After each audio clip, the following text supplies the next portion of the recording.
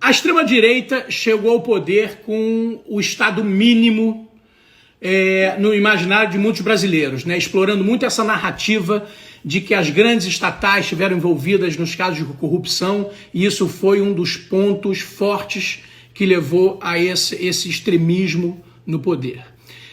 Você tem dito que há áreas onde só o governo pode investir. Então eu te pergunto, qual é o tamanho que o Estado brasileiro deve ocupar na economia? Essa pergunta é excelente, muito importante. Eu tenho assim na cabeça uma divisão. O Estado tem sido um mau empresário. Eu vejo com bons olhos a ideia de uma presença pequena, mínima até do Estado como empresário. Os incentivos, em geral, não são os mais apropriados, você perde transparência, fica meio fora dos canais orçamentários, totalmente fora, em geral, dos canais orçamentários. Então, o Estado empresário já tem uma longa história aqui no Brasil complicada.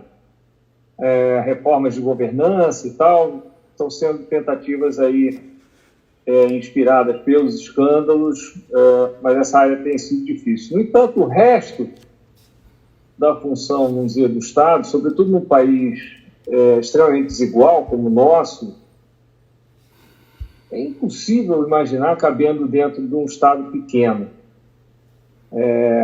A desigualdade requer investimentos muito grandes na área social, e isso não quer dizer que o Estado tenha que ele próprio administrar tudo. Existem modelos de concessão, de terceirização, etc., mas eu realmente acho difícil imaginar.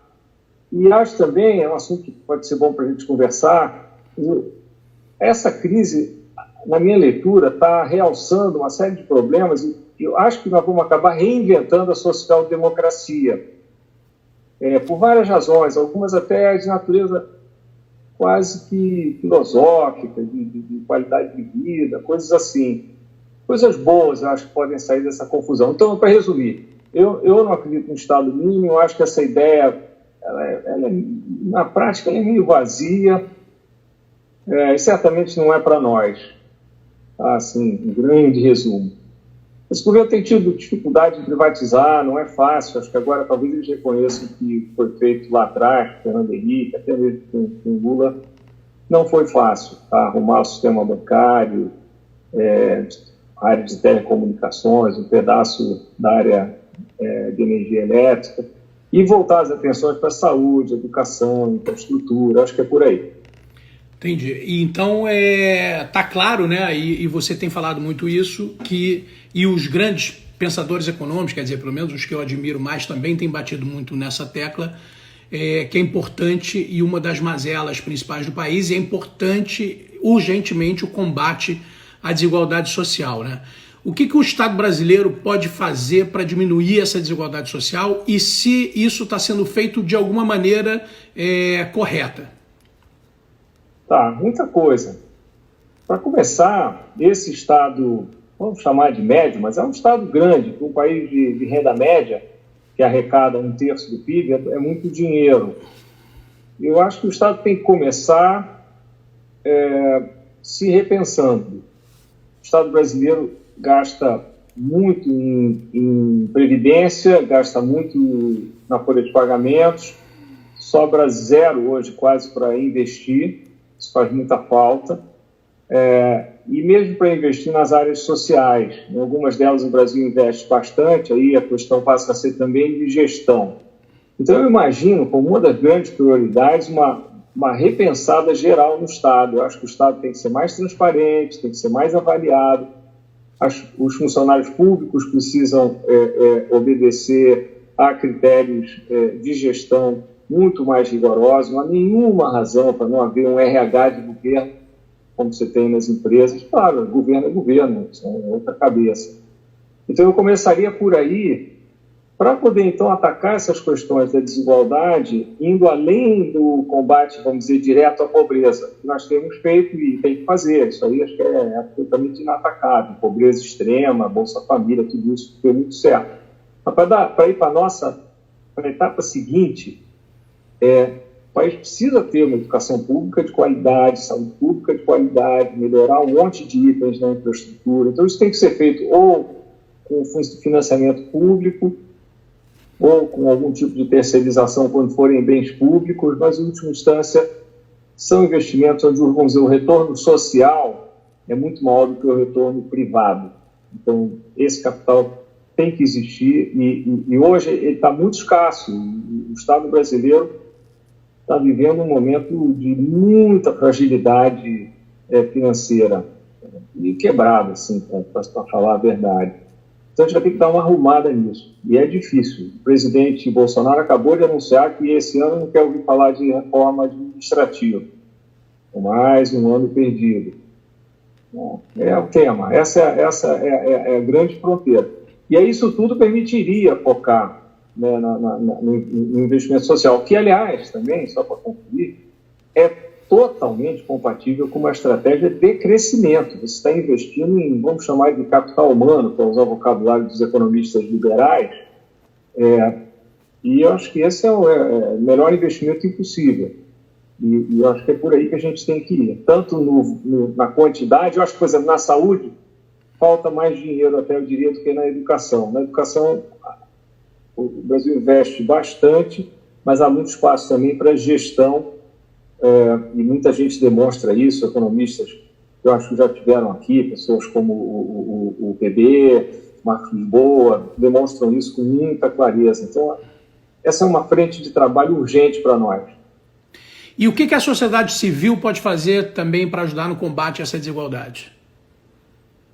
Eu acho que a sociedade civil, ou seja, as pessoas se organizando em atividades sem fins lucrativos ou dentro das empresas, essa acho que é uma mudança cultural que super bem-vinda, que está chegando, elas têm que se engajar, a meu ver, se engajar politicamente, não só ficar prestando atenção na grande política que sai todo dia no jornal, na televisão à noite, ou nos jornais diários, etc., mas nas coisas do seu dia a dia, na política local. Acho que é uma forma geral de se engajar. E a sociedade civil pode agir, às vezes, com mais flexibilidade, com mais criatividade, explorando certas coisas, sem prejuízo de, em última instância, como o Estado é quem realmente tem o grande orçamento, comparado com o que você teria, vamos dizer, no mundo das ONGs, sem prejuízo que o Estado depois possa aumentar a escala para o nível apropriado, vamos dizer, para o país como um todo. Mas a sociedade civil é uma espécie de cola. Hoje, por exemplo, no momento em que a nossa democracia está sendo testada, a sociedade civil está sendo ela própria atacada, e eu acho que ela é parte de um processo de resistência da maior importância. Isso inclui, né, os meios de comunicação do século XXI, isso inclui as ONGs, inclui, enfim, as associações de bairro, clube, tudo. E isso precisa existir, precisa ser forte.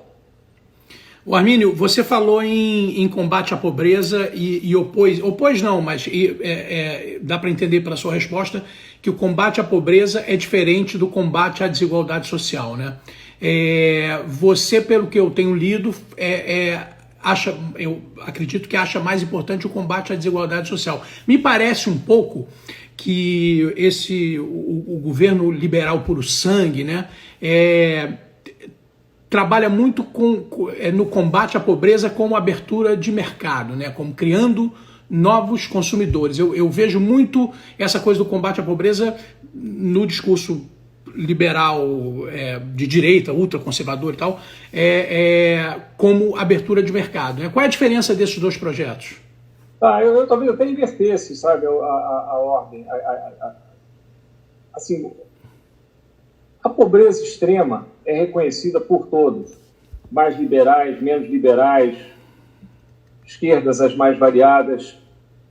Assim, a pobreza é intolerável, é o tijolo fundamental. Então isso não está em questão. Mas eu acho que está ficando claro que, assim, tudo bem, nós já avançamos bastante no combate à pobreza, vamos ter que fazer mais, mas não é porque não investir mais nas etapas seguintes? É como se a gente fizesse o seguinte: nós queremos ver o Bolsa Família funcionando, como ele foi desenhado para funcionar, gerando mobilidade social, sabe? Essa que é. Eu acho que não há um conflito entre os dois. Eu acho que assim, a parte da assistência social está sendo repensada agora, é um tema super quente, essa coisa da renda básica universal, coisas do gênero, renda mínima, etc.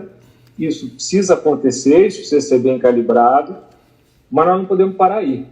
Eu acho que essa eu diria, é uma área que ninguém discorda disso, não. Essa é a questão um pouco como organizar esse trabalho, da onde extrair os recursos, e aí eu tenho feito essa pequena campanha para mostrar que 80% do gasto indo para previdência e funcionalismo é demais. A gente precisa dar uma arrumada na casa para poder crescer e crescer melhor, crescer com oportunidades, com mobilidade social. Eu acho que essas coisas são complementares. Aí tem muita discussão sobre qual é o sistema de saúde correto, qual é o sistema educacional correto, como que se faz, se você usa OS, se não usa, tem um mundo de possibilidades. Aí eu sou a favor de experimentar, ver o que funciona, medir resultado e ir tocando. Essas coisas são meio que vivas, sabe? Entendi. E aí eu te faço uma pergunta que é o seguinte: é possível calcular a perda de capital humano por conta dessa desigualdade social? Quer dizer, essa perda de talentos brasileiros por falta de oportunidade? É possível contabilizar isso, calcular isso? Olha, dá para fazer uma conta teórica. Eu me lembro de ter visto feita. Gente, se o Brasil, em vez de ter 7 anos de escolaridade média, tivesse 13, como a Coreia, e a qualidade da nossa educação fosse melhor, quanto maior seria, vamos dizer, a nossa renda per capita. Eu acho que dá para chutar sem pena, sem medo de errar, que seria o triplo ou mais, sabe? Nós agora, com essas 2 recessões que tivemos gigantescas, uma que foi ali 2014, 15, 16, outra nós estamos vivendo, se você fizer a conta, se o Brasil tivesse crescido 2% ao ano, nesses 7 aninhos, a renda por pessoa, em vez de ter caído, teria crescido, ela seria 30% maior. Imagina. Então, assim, isso é um processo e acho que a gente precisa reengatar o nosso trem, alguma coisa que funcione. Do jeito que está, não está dando. Numa recente entrevista para a Folha de São Paulo, acho que em fevereiro, que inclusive a chamada era que você hoje é considerado um homem de esquerda, você se considera hoje em dia, dentro do Brasil de hoje, uma personalidade de esquerda, né? O que aconteceu? Você reviu alguma coisa do seu pensamento ou é o Brasil que realmente guinou à direita e você ficou reto no meio do caminho? Não, eu fiquei lá parado. Eu sempre fui de uma linha, vamos dizer, liberal progressista ou social-democrata. Não é impossível uma economia se desenvolver plenamente sem o mercado. Então, isso aí é uma coisa básica, mas o mercado tem que estar inserido num contexto regulatório, jurídico, para funcionar direito. E um país que sai de uma situação tão desigual como a nossa requer esse tipo de resposta, inclusive para crescer. Quer dizer, essa ideia de que tem que crescer o bolo para dividir e tal, nunca fechou muito na minha cabeça, mas hoje, mais do que nunca, eu vejo nisso um erro, e é um erro econômico, social e político. Então, acho que é nisso que a gente tem que apostar. Por que eu fiz isso como uma provocação? Porque hoje nós temos um Bolsa Família de 0,5% do PIB, belíssimo programa, tem outros programas sociais, essa conta é um pouco falaciosa, mas, ao mesmo tempo, o Brasil chegou a ter 7 pontos do PIB de subsídios, apelidados aqui de Bolsa Empresário. Faz o menor sentido. Eles não trouxeram crescimento para o Brasil, um modelo que deu errado, um modelo obsoleto, e contribuíram para, no mínimo, atrasar uma melhoria na nossa distribuição de dinheiro, que já vinha ocorrendo, mas saindo de um nível muito desigual. Melhorou um pouco, mas o Brasil segue, assim, dos mais desiguais do mundo. E não é só a desigualdade na renda, tá? São as outras também que contam e são pesadas aqui. É um belíssimo desafio, e eu acho que uma atitude que dê prioridade à questão da desigualdade, das desigualdades, comparado com o que aconteceu aqui em vários momentos da nossa história, merece ser classificada como sendo de esquerda, ou progressista, o nome que você quiser. Eu acho que é melhor até ser prático. Assim, o que você quer fazer com o orçamento? Quer investir... Aqui é uma outra coisa que é meio retórico, mas assim, será que a gente não está investindo demais nos mais velhos e de menos nos jovens? Então, são perguntas. Eu acho que a gente tinha que discutir essas coisas. Os mais jovens não votam, né? Você tem que fazer 16 anos para votar. Eles são subrepresentados. Será que o sistema está processando mal por causa disso? Sei lá, uma ideia meio exótica, mas são temas que a gente olhando para o Brasil, gritam, né? Então, assim, eu acho que essas respostas vêm. A minha sensação é que elas estão a caminho. A gente está questionando. A nossa esquerda fez muita coisa boa, mas também deu essas derrapadas, comprou um modelo econômico velho e muito propenso a gerar corrupção, captura do Estado, captura das ideias também, sabe? As pessoas compram umas ideias que são meio assim voluntaristas e tal, acham que aquilo é bom, e não é. Eu não estou dizendo que foi um bando de malvados que passaram por aí. Eu acho que muita gente fez até com boas intenções, seguiu lá um chamado modelo Fiesp e tal, mas é uma desgraça, sabe? Não só distributiva, mas também produtiva. Essa sua resposta, enfim, última, me leva a uma dúvida que eu tenho sempre, né? Por que é que no Brasil o liberal no campo econômico é absolutamente conservador, né? Quase retrógrado nos princípios, e o liberal nos costumes tem uma visão de economia tão atrasada, né? Onde é que se encontram, onde é que se escondem os que estão no meio do caminho, como a gente, né? Você, por exemplo, nessa mesma entrevista que você deu na Folha, você defende as pautas identitárias, o direito da mulher em tomar qualquer decisão sobre o seu próprio corpo, enfim, assuntos tabus, né? Por que tem essa dicotomia entre o liberal e conservador nos costumes e o liberal nos costumes e conservador ou atrasado na economia? Tá, eu espero que essas caixinhas estejam mudando, tá? Do jeito que você está descrevendo. Na economia aconteceu uma espécie de um acidente, ou talvez não tenha sido um acidente, eu não sei, mas aconteceu o seguinte: muita gente que chegava de fora, na década de 70, primeiras gerações que foram fazer doutorado fora, chegavam com ideias que seriam mais assim, chamadas liberais ou neoclássicas na economia, muitos vindo de Chicago, e, na época, era o período da ditadura, o governo militar, várias foram trabalhar no governo e tinham essa visão meio Milton Friedman, George Stigler e tal. E isso juntou, então, autoritarismo com essa visão, em contraste a uma visão meio cepalina, que, enfim, teve lá seu mérito em algum momento, mas não evoluiu e não resolveu a vida de ninguém. Então criou-se essa distinção. Eram meio keynesianos alguns, hiper preocupados com a demanda. Tudo bem, tem que ter demanda na economia, óbvio, mas tem que ter oferta também, tem que ter produtividade. Então isso se perdeu. A conexão liberalismo-conservadorismo é muito rica também, mas ela também tem que ser qualificada, né? Uma coisa é um conservadorismo filosófico, senão as instituições têm que evoluir lentamente, tal, Burke, coisa de alta qualidade. Ok, qualidade dos partidos políticos, tal, de um conservadorismo diferente, meio exótico, assim, meio rústico, que a gente vê aqui no Brasil, inclusive, que é um conservadorismo de não querer perder poder, nem econômico, nem político. Esse conservadorismo tem se mostrado um problema no nosso desenvolvimento na maioria dos momentos. Ele é uma espécie de defesa contra loucuras, tanto de esquerda quanto de direita. Nesse ponto, tudo bem, mas, no geral, ele é meio fisiológico, então ele não tem... Ele falta um conteúdo programático para realmente se tentar desenvolver o país de uma maneira... assim, organizada, sabe? Falta organização. eu me considero um cara bem liberal, mas eu acredito em planejar. Quem não planeja é bagunceiro. O oposto de planejamento não é mercado, é bagunça. Vejo no mercado as empresas planejam a vida, você vai planejar seus investimentos, a política social precisa ser organizada, aquilo que eu falei mais cedo, avaliada e tal, esse tipo de coisa.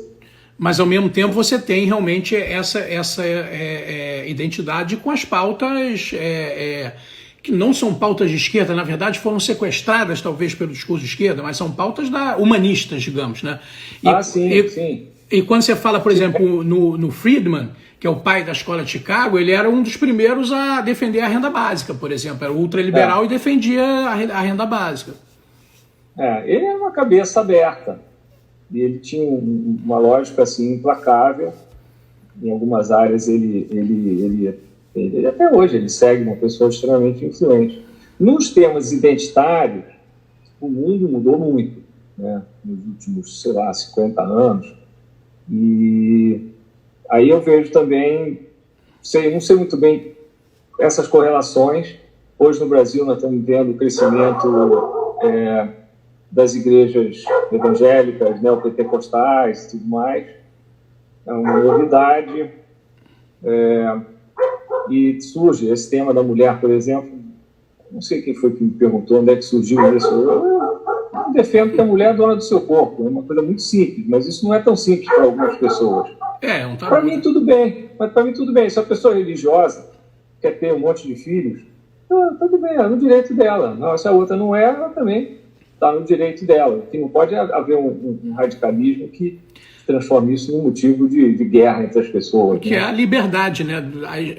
Arrancada pela Revolução Francesa a fórceps e que piorou muito, enfim. Os anos 60, a gente vê isso tudo, a gente lutando por todas essas pautas nos anos 60, e hoje a gente está pior do que os anos 60, enfim. Enfim, você passou grande parte da sua vida acadêmica e profissional em instituições americanas, né? Uma sociedade onde a filantropia está muito presente, é muito característica. Você tem, enfim, hospitais, universidades, museus, muitos deles são mantidos com grandes doações. Eu conversei aqui, eu fiz uma live com o Luciano Huck muito sobre filantropia, até porque ele está, e você está sempre com ele está muito na linha de frente desse movimento. Durante essa pandemia, a gente vê um leve suspiro filantrópico da elite brasileira. Você acha que a gente tem fôlego para seguir trilhando esse caminho? Quer dizer, ou a gente realmente é mais egoísta e menos solidário? Eu acho que nós temos fôlego. Nós não temos o modelo americano de usar o imposto, incentivos tributários, né? Isso é difícil imaginar. Se for na Receita Federal, eles vão imediatamente pregar no seu peito um rótulo de proponente da renúncia fiscal, como é que pode e tal. Mas isso faz uma diferença nos Estados Unidos, mas há também um lado cultural que até certo ponto nós temos ainda aqui. Aí era de origem religiosa, nas santas casas, as escolas paroquiais e tal. Então, eu acho que isso vai sempre existir. A escala do terceiro setor, da filantropia, sempre vai ser muito pequena comparada à escala do Estado, né? Então, eu acho que o mundo filantrópico tem várias funções. Uma delas é, num momento como esse, sufoco geral, uma crise assim, de um tamanho inimaginável, você ter pessoas engajadas em cuidados, moradores de rua, cestas básicas, etc., é lindo. E é importante, isso cria uma rede de solidariedade, que, a meu ver, transforma a vida em algo melhor, mais decente, mais digno. E depois tem um lado assim, experimental. O governo é muito amarrado, sabe? É muito burocratizado. As decisões do governo são sempre viesadas para o lado conservador, porque o erro ele é punido severamente, não sem razão em muitos casos, mas a tomada de risco é muito inibida. Então, hoje esse é um tema quente, inclusive. Existem mudanças em andamento, algumas já até ocorreram, para que a gestão pública possa, fazendo com transparência e com rigor, também arriscar. Mas eu acho que o chamado terceiro setor tem esse papel também de ser um peixe piloto, de inventar e testar, que é importante. Meu chute completo, tá? Eu não tenho nenhum estudo sobre isso. Eu acho que isso veio para ficar, mas eu não vejo ainda a escala americana.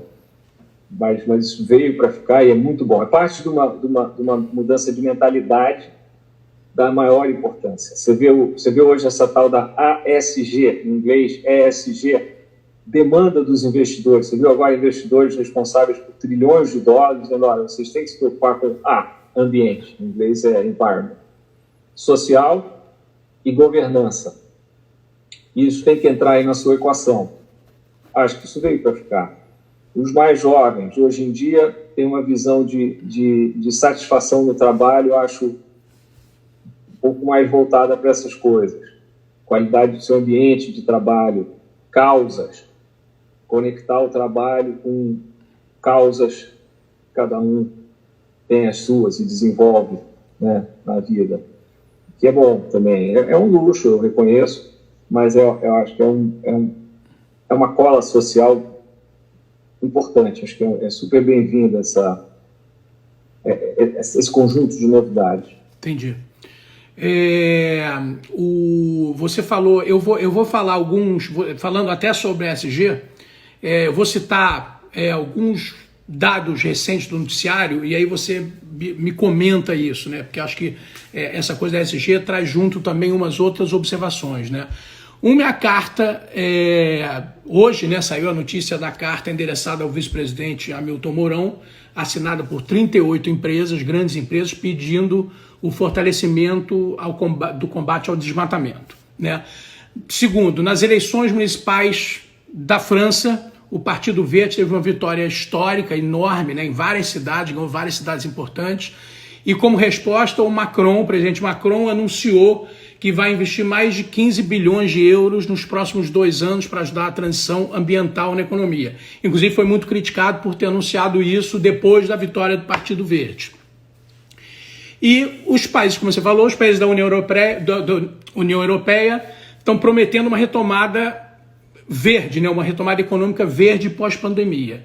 E ontem essas gestoras de fundos que administram esse trilhão de dólares, né, em ativos, lançaram essa ferramenta que avalia as empresas de acordo com os objetivos, as 17 metas de objetivo sustentável da ONU, né? Enfim, enquanto isso, o Brasil segue desmatando e destruindo um lugar que a gente estaria colocado na economia mundial hoje de uma biopotência, que é uma das nossas grandes vocações, né? Você acha que sustentabilidade ambiental, quer dizer, esse capitalismo ambientalmente e socialmente também, mas principalmente ambientalmente responsável, é um dos caminhos futuros do capitalismo que vai emergir pós-pandemia? Sim, eu espero que isso cresça em termos de conscientização. Acho muito bom ver esse peso crescente dos temas verdes. Eu próprio me considero assim, aficionado, partidário disso.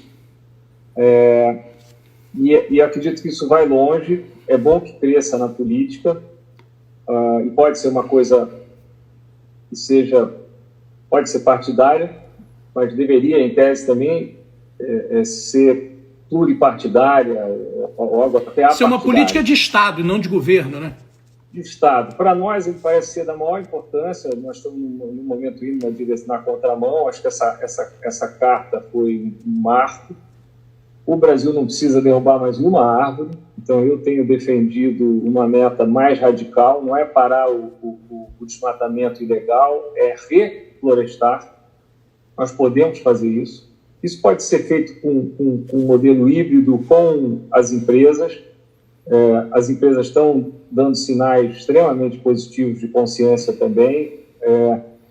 Eu acho que esse é um caminho maravilhoso para o Brasil. E aí eu acho que seria importante ampliar a questão, seria importante que ela fosse além da Amazônia. Eu acho que nós temos um potencial turístico extraordinário, mas as praias têm que ser limpas, a poluição do ar tem que ser muito mais controlada, e por aí vai. Então, assim, é um campo maravilhoso de trabalho. O mundo está mal. Os americanos saíram do Acordo de Paris, uma vergonha. A gente ameaçou sair também. Quer dizer, a gente não, né? Também, eles. Meio perdidos aí também. Então, eu acho que nós vamos ter que dar uma guinada bem radical nessa área. Isso chama muita atenção para o Brasil, e é o tipo de atenção que a gente não quer, né? Sim. Mas para o nosso próprio bem, né? Porque a questão da Amazônia também afeta um monte de outras questões. Afeta o regime de águas, afeta as famosas nuvens, os rios voadores, que vai afetar a nossa produtividade agrícola mais ao sul, ao centro-oeste. Então, tem muito em jogo. Eu acho que nós já estamos atrasados. A margem de segurança que nós temos é mínima. E, no entanto, nós temos um governo que claramente não está comprometido com essas causas, muito pelo contrário. Então, acho que isso é um problemaço para nós. Inclusive, no início da pandemia, o governo definiu mineração como uma atividade essencial. E a gente vê hoje que os grandes casos dos indígenas infectados, né, por ação de garimpeiros e de grileiros, e também não só isso, mas a mineração já tinha um histórico de contaminação muito grande, né, dos povos amazônicos, da região amazônica. Que imagem o governo federal passa, né, quando torna essencial e passa a mão na cabeça de uma atividade que é criminosa, né? Você acha que essa carta enviada ao Mourão vai fazer o governo recuar de alguma maneira em relação a essa questão da mineração?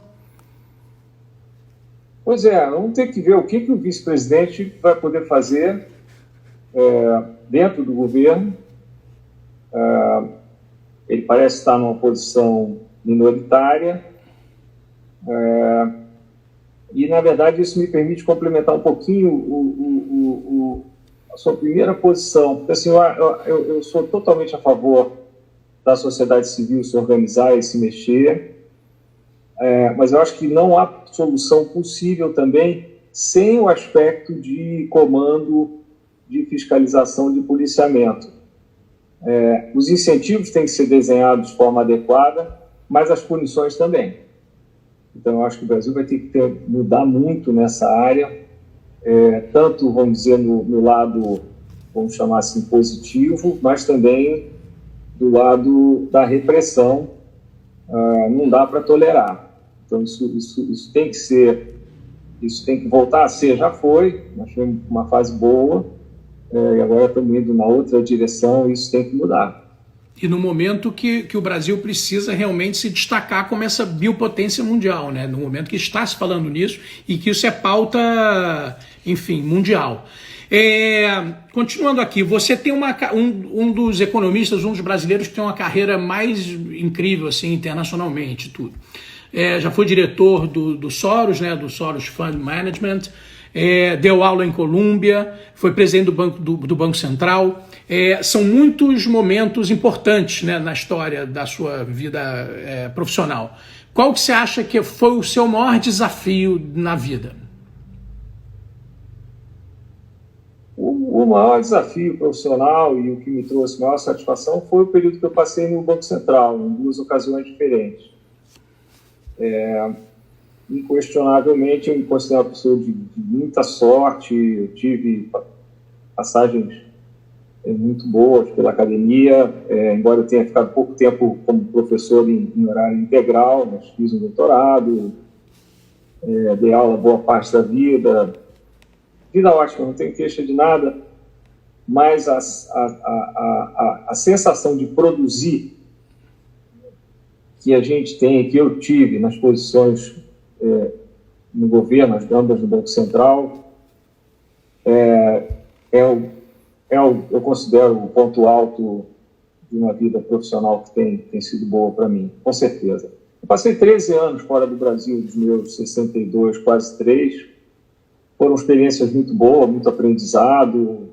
É bom a gente ter a chance de ver outras culturas, outros processos,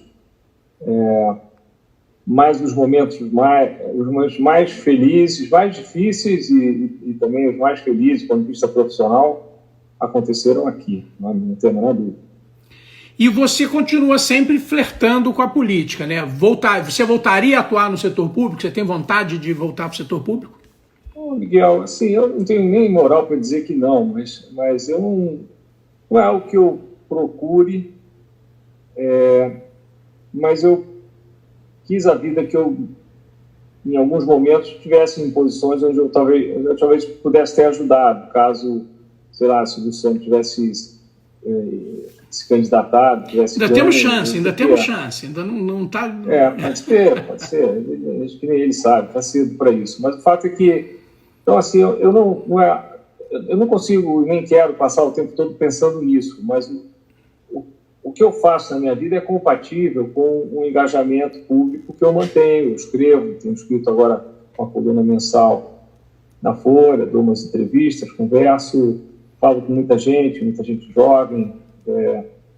Então, eu não tenho nada melhor a fazer da minha vida do que me manter engajado, tentando ajudar.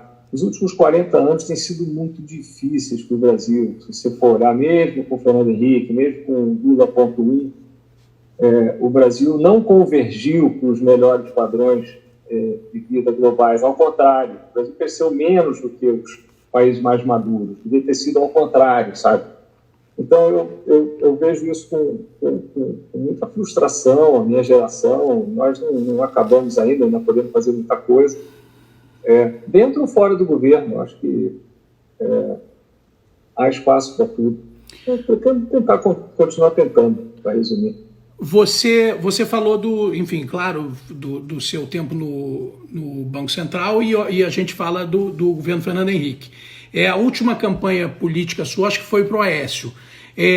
Como é que você vê essa mudança no PSDB? Né? Você se arrepende da campanha do Aécio, de estar nessa campanha, porque acreditava, de repente, num PSDB que era o PSDB que nós somos nostálgicos, da época do Baixa, do Franco Montoro, Fernando Henrique, Mário Covas, etc. Como é que você vê isso que virou o PSDB hoje em dia? Pois é, eu via naquele momento um projeto bom, que tinha assim, uma estratégia definida, de um PSDB que era esse mais antigo. O Aécio tinha boas ideias, eu me aproximei dele através do presidente Fernando Henrique. Eu não me arrependo, não. Eu não sei o que teria acontecido, ele depois se complicou e eu lamento. Ele antes tinha sido um bom governador. Agora, o partido vive hoje assim, um momento difícil, mudou. De fato, não é o partido PSDB, vamos dizer, com um jeitão original. Mas, sabendo o que eu sabia na época, eu teria repetido. Eu não me envolvi na campanha, mas eu assessorei o Aécio naquele momento e não me arrependo, não. Beleza. Então vamos lá, caminhando aqui para o nosso final, que você tem hora, vou te fazer duas perguntas. Né? Antes da crise do Covid, né, antes do coronavírus, o mundo já vivia uma onda ultraconservadora de ideias nacionalistas. Qual é o impacto que a pandemia traz para esse contexto? A gente hoje vai enfrentar uma desglobalização? Aonde essa desglobalização vai dar? Nós já estamos enfrentando, sabe, Miguel, e é coisa grande. Tem várias dimensões. A maior de todas é essa polarização China-Estados Unidos. São os dois gigantes que estão se bicando. Isso afeta tudo, todo o desenho das cadeias produtivas, a gestão de risco, de quem que você depende para ter o quê, insumos, medicamentos. Isso já mudou. Depois tem uma mudança política importante, que é o crescimento de líderes com um viés populista, autocrático, autoritário, aí pelo mundo afora. E isso também tende a trazer de volta, isso é parte do pacote, essa ideia do Estado, nação, essa questão que o Fukuyama tentou enterrar com a ideia do fim da história, que ia ser um mundo muito benigno, todo mundo competindo no mercado, muito integrado e tal. Isso se provou falso. E a verdade é que nós sabemos, eu não sou historiador, mas sou curioso, assim, os momentos de democracia plena no mundo, de abertura, foram poucos, né? Foram poucos. Então, isso requer uma certa humildade, uma certa consciência geral de que isso que está acontecendo é para valer, que essas lideranças atingem aos eleitores de alguma forma, que isso não é um acidente, a gente precisa entender isso direito, não esnobar, nem tratar como sendo uma patologia acidental, não é. E é um baita de um desafio, sim. Eu acho que a ideia ampla da globalização foi-se. Agora, as ideias, por exemplo, vão seguir voando por aí. Então, assim, em alguns aspectos, a globalização veio para ficar, mas em outros, e especialmente naquilo que conecta economia, política, Estado, nação, etc., nós estamos passando por um repensar, um destino ainda pouco claro. Você acha, então, que essa utopia do mundo globalizado, onde as nações cooperam, né, onde há o respeito aos contratos, o respeito aos acordos, onde a gente não tem, por exemplo, uma China que você não pode confiar, uma teocracia árabe que dá um golpe no petróleo no começo do ano, aonde as duas maiores democracias do mundo, Brasil e Estados Unidos, também mergulham nesse obscurantismo. Você acha, então, que essa utopia não tem mais lugar no nosso futuro? Não iria tão longe, mas eu acho que nós vamos ter que lutar por ela e vamos ter que ganhar de uma maneira inteligente, dando respostas às pessoas. Que muitas estão frustradas. A verdade é que você introduzir no mercado global 2,5 bilhões de pessoas, isso foi um massacre para as classes médias integradas neste mundo, com uma espécie de um dumping de gente no mercado. Então, assim, isso em tese gera mais riqueza, mas gera muitos custos de adaptação complicados, e isso vai dar trabalho. E nesse meio tempo, você vê a China monumental, dando uma guinada autoritária, claríssima, a Índia também, que é outro gigante. Então, ali nós estamos falando de 2 bilhões e... Metade da população mundial, quase. E eles vivem a Índia menos, mas o Modi já arregaçou as suas manguinhas também. Então, assim, é um mundo que está flertando com outras ideias, e isso tem uma razão de ser. Isso precisa ser pensado, entendido e eu diria, claro, combatido da maneira correta. Aí, problema. Quando você vê o campeão do soft power, que foram os Estados Unidos durante muito tempo, uma espécie de magneto de gente, todo mundo querendo ir para lá, de repente os caras estão se fechando, as coisas estão se polarizando, existe discriminação, racismo. Então se diz assim, a China vai olhar para os Estados Unidos e vai dizer, não sei bem se eu quero aquilo não, sabe? Então essa recuperação do tal do soft power vai precisar ocorrer. Então, nós, democratas, liberais, progressistas, vamos ter que mostrar que o nosso modelo é melhor. Beleza. Na prática. Amílio, última pergunta e a gente termina. Em relação ao Brasil, né, quais são as suas expectativas? Você continua otimista ou não? Não, faz tempo que eu não sou otimista. Eu sou um cara positivo. Eu sou um cara positivo por natureza, mas está difícil. Eu sou esperançoso, eu acho que a gente tem que seguir procurando um caminho. Mas isso que eu estava te falando, são 40 anos que o Brasil cresce menos que os Estados Unidos. A gente devia estar só copiando, educando, crescendo 2% ao ano a mais, nós estamos crescendo menos. Então, assim, uma postura realista tem que ser sóbria com relação ao nosso futuro, até para a gente não relaxar e tentar mudar. Nós estamos indo hoje num caminho meio complicado mesmo, sabe? Então, eu estou preocupado. Não estou jogando a toalha, não, mas estou preocupado. Bom, vamos lá, vamos à luta, defendendo, trabalhando e defendendo, fazendo o máximo que a gente pode fazer.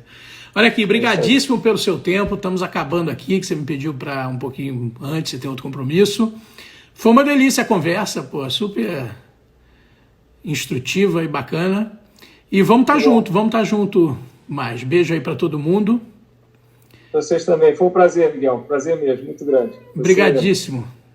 Puxou a conversa num ritmo que eu gosto, assim. Para quem está do lado de cá, é muito bom. Que bom, que bom. Valeu, Armínio. Obrigadão. Beijo para você. Nos falamos aí. Tchau, tchau. Tchau.